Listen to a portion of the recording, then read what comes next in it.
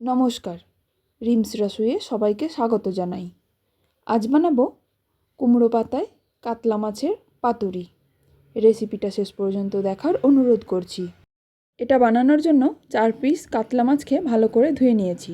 এরপর এর মধ্যে অর্ধেক পাতিলেবুর রস, নুন আর হলুদ দিয়ে মাখিয়ে রেখে দেব 15 মিনিট।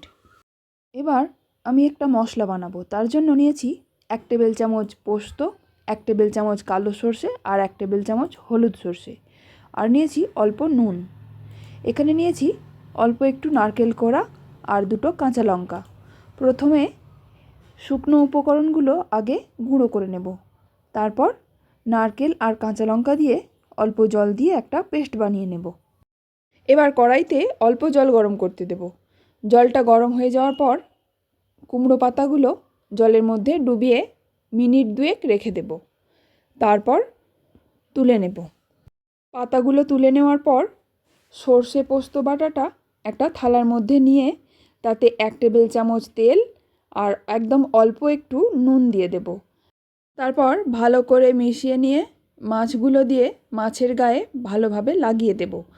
তারপর 15 মিনিট মতো রেখে দেব। 15 মিনিট পর আমি এবার মাছগুলো পাতা দিয়ে মুড়ে নেব। কুমড়ো পাতাটা ছোট, তাই আমি 2টো পাতা দিয়েছি। এর উপর মাছটা দিয়ে অল্প মশলা দিয়ে দেব। তার উপর একটা চেরা কাঁচা লঙ্কা দিয়ে মুড়ে দেব। মাছটা দেওয়ার পর পাতাটা ভালোভাবে মুড়ে দিতে হবে, যাতে মশলাটা বাইরে না বেরিয়ে পড়ে।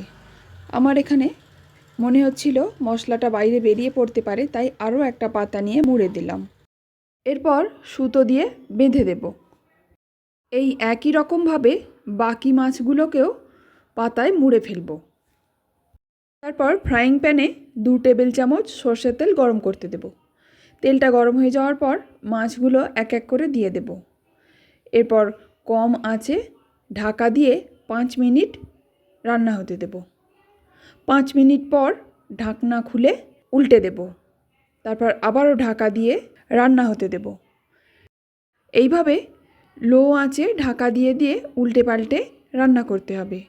জোর আঁচে কিন্তু রান্না করা যাবে না, তাহলে বাইরের পাতাগুলো পুড়ে যাবে আর ভিতরের মাছটা কাঁচা রয়ে যাবে। উল্টে পাল্টে রান্না করতে করতে কুমড়ো পাতাগুলো যখন একদম ভাজা ভাজা হয়ে আসবে তখন নামিয়ে নেব। আর এটা আমি কুমড়ো পাতা দিয়ে করেছি, এটা লাউ পাতা দিয়েও করা যায়। নামিয়ে নেওয়ার পর আমি একটা দেখিয়ে দিচ্ছি কীরকম হয়েছে। এটা গরম ভাতের সঙ্গে খেতে খুব সুন্দর লাগে।